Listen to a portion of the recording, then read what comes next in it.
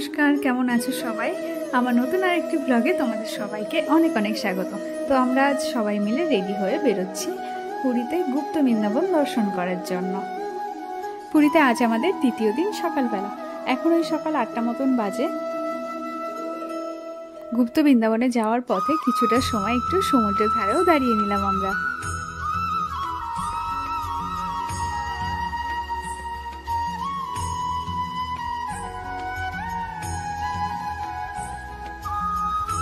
আর এই জায়গাটাও বেশ অনেকটাই ফাঁকা ছিল।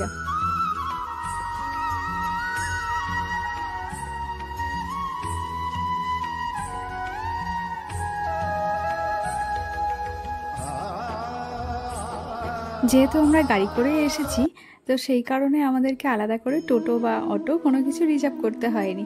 না হলে এখানে এসে টোটো বা অটো কিছু রিজার্ভ করে তারপরে আসতে হয়। গুপ্ত বৃন্দাবন আমরা পৌঁছে গেছি। আর গুপ্ত বৃন্দাবনের সামনে ছোটোখাটো একটা মার্কেটও আছে, যেখানে অনেক রকম দোকান রয়েছে, যেখান থেকে যে কোনো কিছু শপিংও করা যাবে। এটা হচ্ছে গুপ্ত বৃন্দাবনের মেন গেটটা। বেশ অনেকটাই ভিড় রয়েছে, সবাই লাইন দিয়ে ভেতরে ঢুকছে।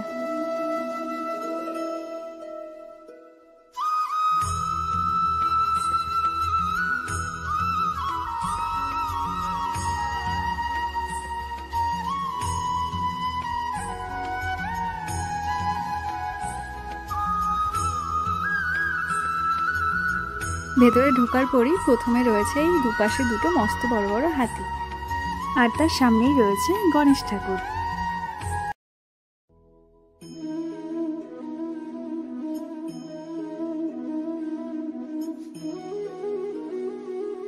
এখানে এক দাদা দাঁড়িয়ে আছে, তো তার কাছ থেকে টিকিট কেটে নিয়ে তারপর সবাই ভেতরে প্রবেশ করতে পারবে।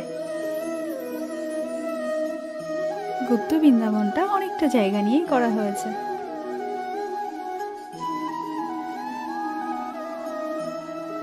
এখানে শ্রী জগন্নাথ দেবকে অপূর্ব সুন্দর দেখতে লাগছে, যার থেকে চোখই সরানো যাচ্ছে না।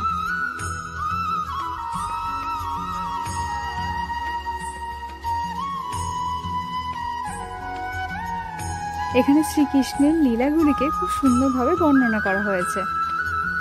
একই জায়গার মধ্যে ভগবান শ্রীকৃষ্ণের সমস্ত রূপগুলোকে খুব সুন্দরভাবে তুলে ধরা হয়েছে এখানে।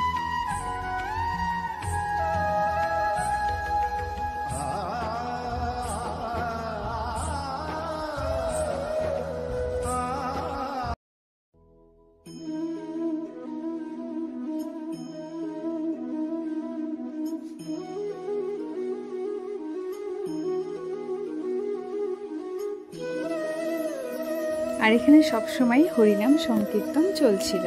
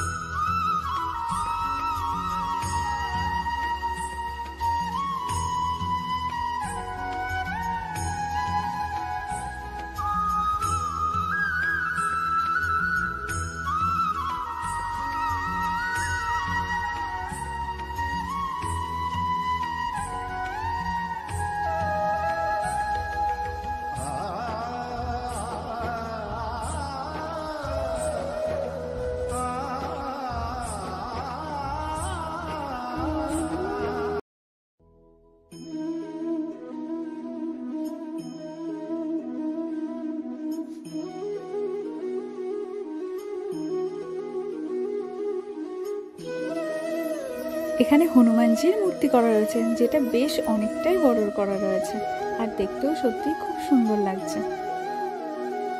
আর হনুমানজির মুখটা দেখে সত্যি এমন মনে হচ্ছে যেন তার সামনে সত্যি প্রভু রাম দাঁড়িয়ে রয়েছে।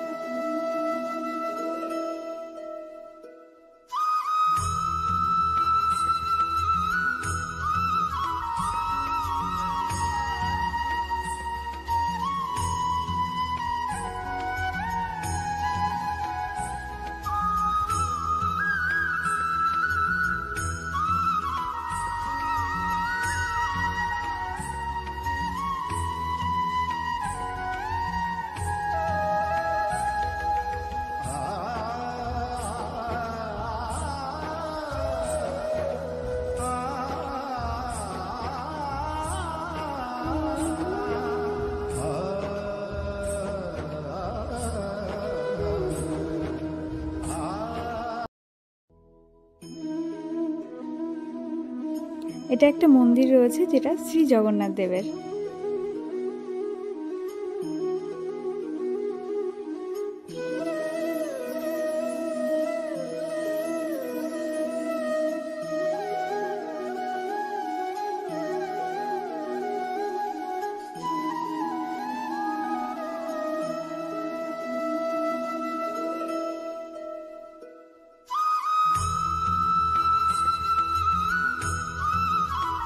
আজ ব্লগটা এখানেই শেষ করছি। তো সবাই ভালো থেকো, সুস্থ থেকো, দেখা হবে পরের একটি ব্লগে।